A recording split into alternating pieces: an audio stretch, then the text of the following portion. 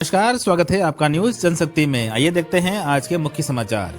BTP यानी भारतीय tribal party की विशाल चुनावी सभा का आयोजन खेरवाड़ा में किया गया। इस चुनावी सभा में हजारों की संख्या में महिला, पुरुष व कई कार्यकर्ता उपस्थित रहे। आपको बता दें कि बीटीपी के प्रत्याशी के तौर पर खेरवाड़ा विधानसभा से प्रवीण परमार चुनावी मैदान में हैं।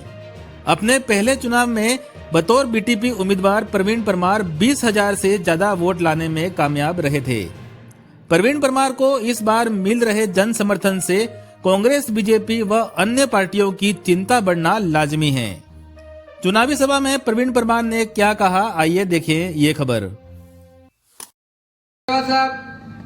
प्रदेश अध्यक्ष डॉक्टर वेलाराम जी गोगरा जी, साथ में कोषाध्यक्ष जी, गुजरात के प्रदेश अध्यक्ष, हमारे यहाँ के जो ग्राम सभा है, ग्राम सभा के मुखी, प्रदेश की जितनी भी कार्यकारिणी, प्रदेश सचिव और ब्लॉक की कार्यकारिणी और मेरे तमाम कार्यकर्ताओं को मेरी ओर से, पार्टी की ओर से आपको जोहार। जो खेरवाड़ा में और पूरे राजस्थान में अभी जो एक परिवर्तन की लहर चल रही है, इस लहर के आधार पे हमारे खेरवाड़ा विधानसभा में जब हमने शुरुआत की थी 2018 में, भारतीय ट्राइबल पार्टी को हम इस क्षेत्र में लेके आए थे। उस समय हम लोग जनता के बीच जाके और हम वोट मांगते थे, तो 2018 के अंदर जो हमें लोग कहते थे कि भाई ये बच्चों की पार्टी है, लेकिन आज मैं जो देख रहा हूँ, जो जन सैलाब जो हमें दिख रहा है, सारे वडील इस पंडाल में भरे हुए हैं। तो जो परिवर्तन की लहर है, आखिर ये परिवर्तन की लहर क्यों चली है, उसके बारे में मैं आपको बता देता हूँ। आज तक हम लोगों ने देखा इस देश के अंदर और इस राजस्थान के अंदर दो ही पार्टियां, कांग्रेस और बीजेपी, बारी बारी से एक बार तू खा ले, एक बार मैं खा ले, दोनों ने बारी कर रखी थी। और हमारी विधानसभा की बात करें हम, हमारे विधानसभा के अंदर भी एक बार दयाराम जी तो दूसरी बार नानालाल जी। लोगों के बीच में, अभी मैं जनता के बीच में हर जगह जनसंपर्क के लिए गया और हर मुद्दे के लिए उनसे मिलने गया, तो मैंने देखा कि लोग कहते थे कि पहली बार यहाँ के हमारे विधायक महोदय घोषणा करके गए थे कि वादा किया था हमारे से कि ये पुल बन जाएगा, स्कूल बन जाएगी, ये सड़क बन जाएगी, लेकिन वापस घूम के उसकी तरफ 4.5 साल तक अभी तक कभी गए नहीं। तो भी इनकी जो बैठकें हो रही है, आखिर क्यों नहीं हो रही है, उसकी वजह मैंने जानने की कोशिश की। तो लोगों ने बताया कि हम लोगों ने हमारे बच्चों को पढ़ाया, पढ़ा लिखा के आगे भेजा, बच्चा नौकरी करेगा, हम मजदूरी करके हमने बेटे को पढ़ाया, पढ़ाने के बाद उसका ट्रेनिंग सेंटर भी बाहर आया, और ट्रेनिंग सेंटर के बाद भी उनका जो परीक्षा सेंटर था वो भी बाहर आया। इसके बाद हमारे राजस्थान के अंदर एक नई बीमारी और आ गई है, वो बीमारी है पेपर लीक हो रहे नहीं हो रहे। इस पेपर लीक करने वाला कौन? राजस्थान सरकार में बैठी हुई गहलोत सरकार पेपर बेच के राजस्थान सरकार चला रही है। वो सरकार जो अभी हमें झूठे वादे और झूठे गारंटी कार्ड लेके आती है, तो क्या हम लोग वोट देंगे क्या गहलोत सरकार को? हम लोगों ने देखा कि पेपर चोरी करने वाला कहाँ का आदमी है? डूंगरपुर का बाबूलाल कटारा एक नहीं है। और उस आदमी को आप जो वडील लोग बैठे हुए हैं, वो अच्छी तरीके से जानते हैं कि वो आदमी जब भी हमारे डॉक्टर दयाराम जी परमार हमारे इस इलाके के विधायक चुने जाते, मंत्री बनते, तो उसी आदमी को हमारे क्षेत्र में वीडियो का पद देते थे और वीडियो बना के यहाँ लाते थे।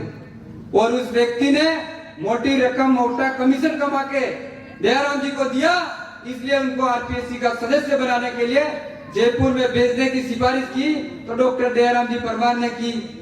अब सिफारिश करने के बाद वो जब आरपीएससी के सदस्य बने, सदस्य बनने के बाद गहलोत जी के पास, दयाराम जी के पास चक्कर काटने लगे, और उनके कहने पर हमारे युवाओं का भविष्य खराब करने का काम किया है, तो इस गहलोत सरकार ने किया है। और हम अगर इसका कोई गुनहगार है, तो हमारे विधायक महोदय भी गुनहगार हैं, क्योंकि इन्होंने भी कोडनिया के साथ मिलकर इन्होंने डिजाइन लिख के उसको आरपीएससी का सदस्य बनाने का काम किया। इसलिए हम कह देना चाहते हैं, जितने गुनाहगार बाबूलाल कटारा, उतने गुनाहगार हमारे यहाँ के विधायक भी हैं। हमारे युवाओं का जीवन बर्बाद करने का किसी ने काम किया है तो हमारे विधायक साहब ने भी किया है। आप लोग कहोगे मुझे कि ये दयाराम जी को ही बोल रहा है, नानालाल जी को कुछ नहीं बोल रहा है, तो मैं आपको बता दूं कि बीजेपी ऐसे लोग को टिकट देती है जो सबसे ज्यादा गुलामी करता हो। तो मैं दयाराम जी के बाद नानालाल जी की कैसे बात करूं, क्योंकि वो गुलाम आदमी है और गुलाम आदमी की मैं बात ज्यादा नहीं कर पाऊंगा, क्योंकि हम उसको जिता के भी भेज देते हैं। हमने 2 बार उस आदमी को जिता के यहाँ से खेरवाड़ा से भेजा, लेकिन हमारा कोई भला नहीं किया। यहाँ पे ऋषभदेव के मंदिर के कांड में हमारे लोगों के ऊपर खून गोलियां चला के लोगों को मार डाला। इसी तरह से दयाराम जी ने अभी काकड़ी डुगरी में हमारे 2 भाइयों को मारा कि नहीं मारा, तो दोनों के हाथ खून में सने हैं। इसलिए आप ये गार्ड मान लो, अब की बार हम परिवर्तन करना चाहते हैं और परिवर्तन की जो लहर चल रही है, इस परिवर्तन की लहर को तोड़ने के लिए कांग्रेस बीजेपी दोनों ने मिलके एक हमारे बीच में भू माफिया ला के दूसरी पार्टी से फोरम भराने के बाद भी हमारी लहर नहीं टूटी। इसके बाद इन लोगों ने तीनों ने, कांग्रेस बीजेपी और एक भू माफिया, तीनों ने मिलके हमारा चुनाव चिन्ह था उसको भी बदल देने की कोशिश की नहीं की आपके सामने, और कोशिश करने के बाद हमारा चिन्ह बदल जाएगा ये बात हमारे कार्यकर्ताओं के कान में पड़ी। कार्यकर्ता मुझे बोलने लगे, प्रवीण भाई यार अपना चुनाव चिन्ह बदल रहा है। मैंने कहा अपन को पत्थर भी मिलेगा तो भी खेरवाड़ा की सीट अब की बार निकाल लेंगे। ऐसा मैंने क्यों बोला, क्योंकि आप सभी लोगों का जन सैलाब में जब गाँव में आता था, गाँव में आपके हर लोगों से मिलता था, हर बुजुर्ग हर महिला के मुंह से यही निकलता था कि हम लोग अब परिवर्तन करना चाहते हैं। इस आधार पे मैंने जनता से यही बोला, मेरे कार्यकर्ताओं से यही बोला कि हमारा जो चुनाव चिन्ह है हमको प्रकृति आधारित आपने दड़वा वाले गट्टी मिलिए नहीं मिलिए।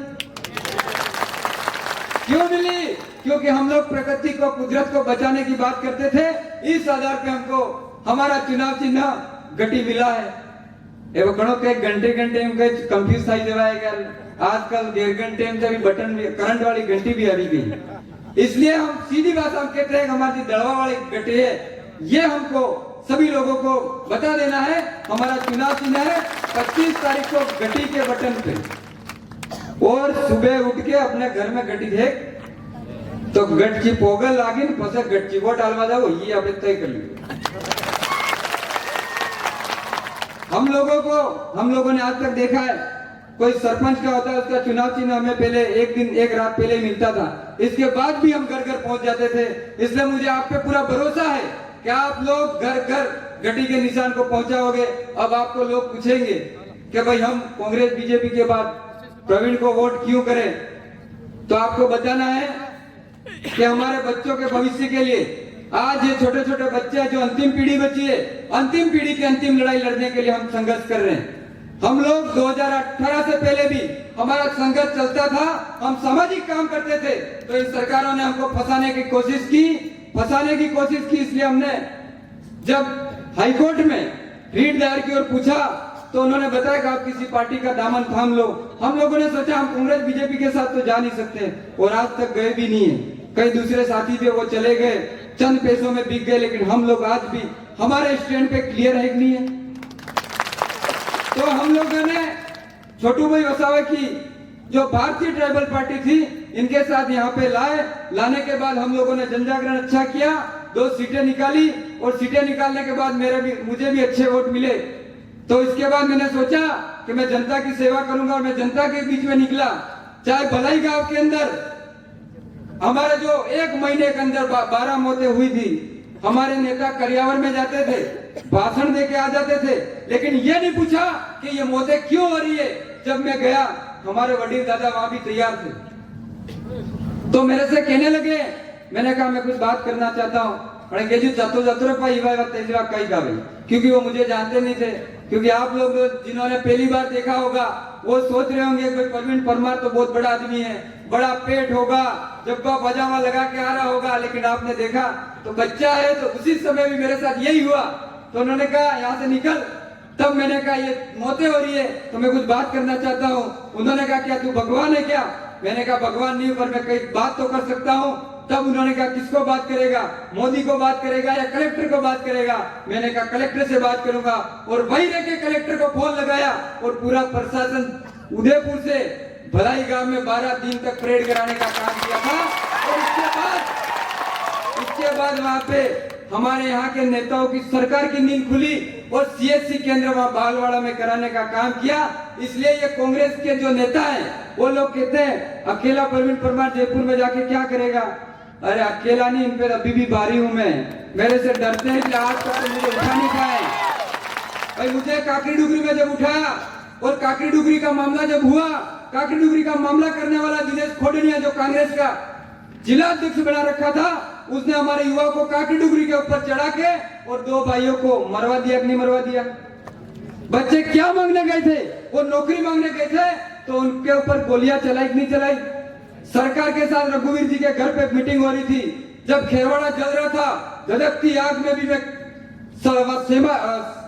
रघुवीर जी के घर से यहां तक आके खेरवाड़ा को बचाने का काम किया, तो इन खाकी वालों ने और सबने मिलके मुझे काकरी डुगरी का मुख्य आरोपी बना दिया। और मुख्य आरोपी बनाने के बाद जब पुलिस ने मुझे गिरफ्तार किया, पुलिस ने गिरफ्तार किया और लाते हुए जब मुझे रास्ते में ला रहे थे तो कह रहे थे कि यहां ही उतर जा, भाग जा। मैंने कहा मैं पीठ के पीछे गोली नहीं खाऊंगा, खानी है सीने पे मारो। उस समय भी मैंने कहा था, पुलिस की गाड़ी में बैठे हुए भी 2 एसपी बैठे हुए थे, इसके बाद भी कहा था। फिर थोड़ा आगे लेके चले, फिर के तू इस पे शूट करो। मैंने कहा शूट करने से पहले सोच लेना, अभी तो 2 कुछ हुआ है खेरवाड़ा में नुकसान, लेकिन अगर मुझे कुछ कर दिया तो फिर तुम इस जनता को समझा नहीं पाओगे। जब ले जाके बंद किया और बंद करने के बाद मेरी रिमांड होती है, रिमांड में मुझे क्या पूछा जाता है वो मैं आपको बताता हूँ। काकरी डुगरी के बारे में मेरे को नहीं पूछा गया, मुझे पूछा गया कि बिरसा वन विभाग की जमीन के मामले में पूछा गया, मुझे पूछा गया तो उदयपुर की जमीन के बारे में पूछा गया। क्यों पूछा गया? क्योंकि उस जमीन के लिए हमने संघर्ष किया था और वो जो जमीन हमारी थी उस जमीन के लिए हम लड़े थे। इसलिए सरकार, ये जो लोग थे उन्होंने कहा, फिर पुलिस कहती है कि अब तो तू जिंदगी भर, मैंने कहा अगर मारना है तो यही खत्म कर दो, अगर मैं इसको तड़पाओगे मुझे तो मैं बहुत भारी पड़ूंगा। तो उन्होंने कहा अब तो जिंदगी भर जेल में सड़ेगा, तू कहां से भारी पड़ेगा। मैंने कहा शाम होते होते जेल से भी छूट जाऊंगा। और किस्मत मेरा ऐसा, आपका सहयोग रहा और जब पाले में उतरने लगी तब पुलिस को भी छोड़ना पड़ा। आज तक फरार चल रहा हूं, पुलिस ने हाथ भी नहीं अड़ा पाई है, मेरा बाल भी बाका नहीं कर पाई है। इसलिए क्योंकि मेरे साथ जनता का सहयोग है। और हम लोगों को झूठे तरीके से फंसाने वाला विनीता ठाकुर ने फर्जी मुकदमे लगा के हमारे लोगों को मरवा दिया, तो ऊपर वाला ने भी नहीं छोड़ा, उसकी बेटी को भी खत्म कर दिया, नहीं कर दिया। जिस तरीके से विनीता ठाकुर रो रही थी, तड़प रही थी, उसी तरीके से हमारे यहाँ पे 2 भाई के माता पिता थे, वो भी तड़पे थे। इसलिए प्रकृति कुदरत भी हमारे साथ है। जब भी जो भी हमारे साथ गलत करेगा तो ये ऊपर वाला भी छोड़ने वाला नहीं है। इसलिए अभी हमने और देखा, मेरे साथ गलत किया तो करने वालों की 4 गाड़ी पलटी मार गई, टांगे तोड़ के सोए हुए हैं। तो अगर मैं गलत होता, मैं दूसरे जैसे बिक गए वैसे अगर मैं बिक जाता तो मेरे साथ भी गलत होता कि नहीं होता। और ऐसे जो गलत करने गए उनको क्या किया क्या नहीं किया आप सब लोग जानते हो, मैं ज्यादा इसके बारे में नहीं बताऊंगा। अभी कांग्रेस सरकार बताती है, आपके बीच में लेके आती है हम गारंटी कार्ड देख रहे हैं। मैंने देखा गारंटी कार्ड क्या है इनके, तो लैपटॉप पीसी बांटने की बात करते हैं, फिर कहते हैं भाई हम लोग बच्चों को ये मोबाइल और ये देंगे। तो मैंने पूछा कि आज तक मेरे भाई पढ़ रहे हैं, उनकी स्कॉलरशिप जमा नहीं हुई है और आप लैपटॉप पीसी बांट के क्या कर रहे हो। ये इनकी जो योजना है वो सही है क्या हमारे लिए? ये जो इनकी 7 योजना है वो हमारे लोगों को 7 पीढ़ी पीछे ले जाने की योजना हमारे बीच में लेके आए, इसलिए एक भी योजना कांग्रेस की हमारे लिए सही नहीं है।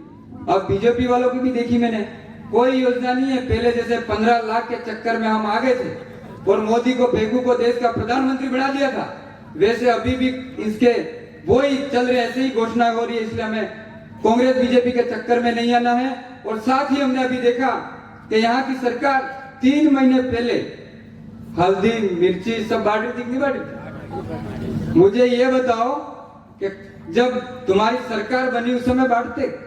तब भी नहीं बांटते, हमें कोई दुख नहीं था। कोरोना काल में अगर हमको हल्दी मिर्ची दी होती तो हमको भी लगता सरकार ने हमारा सहयोग किया है, लेकिन कोरोना काल में हमको क्या मिला? खाकी वालों ने दबा के लठ मारे हैं, याद है, आज भी दुख रहे हैं कि नहीं दुख रहे हैं? वो भी हमारे भाई थे, उनकी भी ड्यूटी थी, क्या करें, मारने ही थे। लेकिन ऐसी सरकार को अब हम नहीं चाहते हैं। वो दिन नहीं भूले हैं जब हम बॉर्डर पार करते थे तो भी ले डंडा के तैयार रहते थे, और अभी हमारे बीच में वोट मांगने आ रहे हैं तो हमें अब इनको वोट नहीं देना। हम अभी देखते हैं हमारे यहाँ पे काकरी डुगरी का कांड होने के बाद मेवाड़ भीलकोर, हमारे यहाँ खेरवाड़ा की पहचान, दक्षिण राजस्थान की पहचान और यहाँ के आदिवासियों की जो पहचान थी उसको खत्म करने का किसी ने काम किया है तो डॉक्टर दयाराम जी परमार ने किया कि नहीं किया? एमबीसी को बेचा कि नहीं बेचा? जवानों से पूछ लेना। और बेचने के बाद जवान गए दयाराम जी के पास, साहब हमारी एमबीसी चली गई, हमको वापस ले आओ। तो दयाराम जी ने कहा तुम तो दारू पी पी के खेरवाड़ा पड़े रहे तो इसलिए तुमको बाहर ही अच्छा है। और कहा कि तुम लोगों ने प्रवीण की मदद की है, जाओ उसके पास, बीटीपी वालों के पास। मैं तो काकरी डुगरी में फरार था तो मेरे को नहीं है, जवान नहीं ढूंढ पाए। नानालाल जी के पास गए, नानालाल जी ने कहा क्योंकि उस आदमी को, वो अनपढ़ आदमी है यार, उसकी बात में क्या करूं, उस आदमी को पता पड़ता नहीं है कुछ। उसने कहा कि मेरी सरकार है नहीं, अगर वो कहता मैं आपके लिए कुछ करूंगा तो भी बात जमती। तो उस अनपढ़ आदमी ने सुंदर जी को फोन लगाया, साहब क्या करें? सुंदर जी को जानते हो, पाणावत जी, वही एमएलए। तो सुंदर जी को फोन लगाया, सुंदर जी ने कहा कि भाई अपनी सरकार ने इनको जाने दो रे, ये अपने लोगों को जमीन ये यही पढ़ पढ़ के अपने लोगों को बर्बाद करने का काम कर रहे हैं। तब वो लोग थक हार के मेरे पास आए। मेरे को भी कई टाइम बाद मिले, प्रवीण भाई हमारा एमबीसी चली गई है, इस एमबीसी को बचाने के लिए आपको लड़ना पड़ेगा। मैंने कहा मेरे पास न सरकार है न कुछ भी है, लेकिन मैं आपकी लड़ाई लड़ूंगा। तो उन्होंने कहा आप पे भरोसा है, आपके 2 विधायक है। मैंने कहा 2 विधायक लड़े या नहीं लड़े, मैं आपके साथ तैयार हूँ, क्योंकि मेरे मार्गदर्शन में यहाँ हमारे राष्ट्रीय अध्यक्ष और प्रदेश अध्यक्ष से मैंने राय ली और उन्होंने कहा प्रवीण भाई इसको हाईकोर्ट में चैलेंज करोगे तो ये एमबीसी वापस आ सकती है। हमने हाईकोर्ट में चैलेंज किया और एमबीसी को भी वापस स्थायी करने का वापस आदेश लाए नहीं लाए तो गहलोत डर गया। गहलोत का जो यहाँ पे विधायक है दयाराम जी, वो भी डर गए, अगर प्रवीण परमार के कोर्ट के आदेश से अगर एमबीसी आ जाएगी मेरा क्या रहेगा। तो उन्होंने कहा कि हमने अस्थायी तौर पे एमबीसी को दूसरी जगह लगा रखा है, तो चुनाव जीतने के बाद पहला काम हमारी एमबीसी को यहाँ पे हमको लाना पड़ेगा, नहीं लाना पड़ेगा।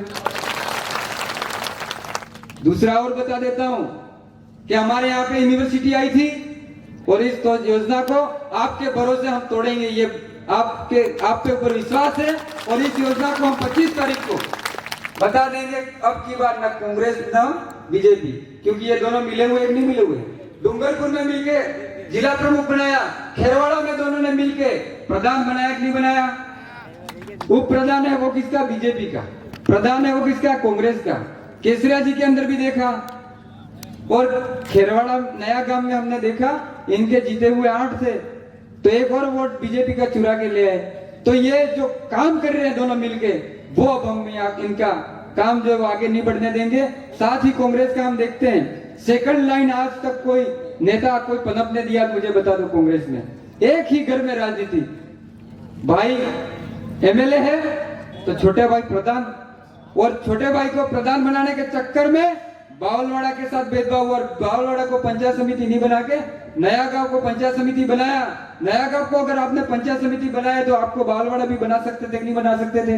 हमें खुशी है चलो आपने नया गांव को पंचायत समिति बनाया, लेकिन आपको सबसे ज्यादा अगर कोई मदद करता था तो बावलवाड़ा वाले लोग करते थे। इसलिए बावलवाड़ा में एक साथ संगठित हुए हैं और उन्होंने कहा है एक भी मीटिंग नहीं करने दे रहे, भगा रहे हैं। तो वो कह रहे हैं कि ये प्रवीण के लोग हैं। अरे मेरे लोग, आप जिसको कह रहे हो मेरे लोग हैं, सब मेरे ही लोग हैं।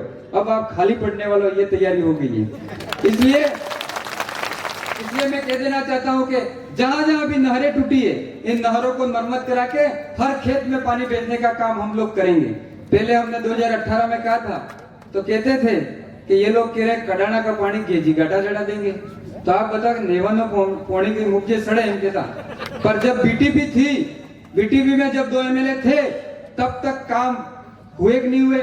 जैसे ही दोनों एमएलए भी बीटीपी छोड़ के दूसरे के साथ भाग गए, कांग्रेस की गोद में बैठ गए, आज वो भी खाली हो गए वहां पे। इसलिए मैं आपको कहता हूं पूरा भरोसा दिलाता हूँ और गारंटी भी देता हूँ, मैं दूसरों के समान दल बदलू नहीं हूँ। अगर मेरे को पार्टी बदलनी होती, मुझे पार्टी बदलनी होती, कांग्रेस के कई बड़े नेता आए, प्रवीण हमारे साथ आ जा, मैंने कहा मैं तुम्हारे साथ नहीं आऊंगा, मैं ना बीजेपी के साथ जाऊंगा ना कांग्रेस के साथ जाऊंगा, मेरी जनता जहां बोलेगी वहां जाऊंगा। इसलिए आपको बता देना चाहता हूं, चुनाव जीतने के बाद भी आप लोगों की आम राय के अनुसार हम लोग किसी पार्टी के साथ नहीं जाएंगे। हम विपक्ष में अभी मजबूत हैं, वैसे विधानसभा में भी मजबूती के साथ विपक्ष में खड़े रहने का काम करेंगे और आपके जितने भी मुद्दे होंगे उस पे हम काम करने का काम करेंगे। और हम एक चीज अभी और देख रहे हैं, कांग्रेस सरकार के लिए हम लाइट बिल माफ कर रहे हैं। 4.5 साल तक तो हमारे हाथ में कितना करंट आया, इतना बिल दिया, और अभी माफ करने की बात करिए, गलत है कि नहीं है? अभी आप देख रहे हो कि हमारे जल जंगल जमीन की जो लड़ाई है, मोदी सरकार विदेश में जाके मोदी जी बोल के आ रहे हैं कि भारत में मेरे पास भूमि बैंक है। अरे चौकीदार को चौकीदारी करने भेजा था हमने, तो ये चोर निकला, विदेश में जाके बोल के आ रहा है कि मेरे भारत में बहुत सारी जमीनें हैं। तो क्या ऐसे लोगों को पे भरोसा करोगे क्या आप लोग? हमारी जो जमीन है, जमीन के मालिक आप हो, मालिक को पूछा ही नहीं, और ये आदमी जमीन की दलाली करने जा रहा, गलत है सही है? आज हमारे यहाँ पे हमने देखा खांडी ओबरी में रिको कंपनी आई और कई घर उठने की बात हो रही है। नगर पालिका बनने के बाद कई लोगों की जमीन हड़पने की बात चल रही है। तो हम नगर पालिका बनाइए, आपका जहाँ क्षेत्र पड़ता है वहां बनाइए ना। दूसरे हमारे जो आसपास के क्षेत्र जा रहे हैं, जहां पे ट्राइबल लोग और जो ओबीसी के लोगों की जमीनें हैं, उस जमीनों को हड़पने की काम जो किया जा रहा है, लेकिन ओबीसी वाले भाई भी हमारे नहीं समझ रहे, वो भी लेके वो फूल ही दिखता है उनको। तो उन भाइयों को भी कहना चाहते हैं, अगर हम कुछ विकास के लिए जैसे नहरों का काम करेंगे या कुछ भी काम करें, क्या ओबीसी का भाइयों को फायदा नहीं होगा क्या जनरल समाज को फायदा नहीं होगा क्या? हम सभी कौमों को साथ में लेके चलना की बात करते हैं। तो ये जो कांग्रेस बीजेपी की जो पार्टियां हैं, वो हमें कहती है कि ये तो केवल आदिवासियों की बात करते हैं, ये नक्सलाइट बना रहे हैं। काग नहीं कहा था, काकी डुगरी में हमको नक्सलाइट बोला था। नक्सलाइट बोलने वाले के भी अब बता देंगे, 25 तारीख को आप बता देना है। बीजेपी को एक वोट भी हमारे लोगों का नहीं जाना चाहिए, ये मैं आप लोगों को कहता हूँ, क्योंकि उनके जो फिक्स वोट है वो ही मिलना चाहिए, तो उनको पता चले कि अब की बार हमको इन लोगों ने नकार दिया है। कुछ लोग अपने होंगे, अभी हम लोगों ने देखा है 2 पार्टियों के बाद एक जो तीसरा आया है, वो लोग कहते हैं हमने सारे लोगों को खरीद लिया। मैं उसका नाम नहीं लूंगा, क्योंकि मैं तो आपका बेटे समान, मैं कभी बाप बनने की कोशिश नहीं करूंगा। और कोई बाप बन के आपके बीच में कुछ हाथ में लठ लेके या कुछ लेके आते हैं, तो आप उनको वोट दोगे क्या? वो लोग इसलिए खड़े किए हैं कि कांग्रेस बीजेपी को लगा कि प्रवीण परमार की लहर जो है वो सेमारी में ज्यादा है, तो उस आदमी को उधर सेमारी में ही लगा दिया, इधर तो आता ही नहीं होगा। मैंने कहा यार भाई तू सेमारी से जीत जाएगा क्या? तो उसको पता ही नहीं। वो मुझे बोले 1 लाख कार्यकर्ता मेरे। मैंने कहा यहाँ की जनसंख्या कितनी पता है तेरे को? यहाँ के वोटर कितने के पता है?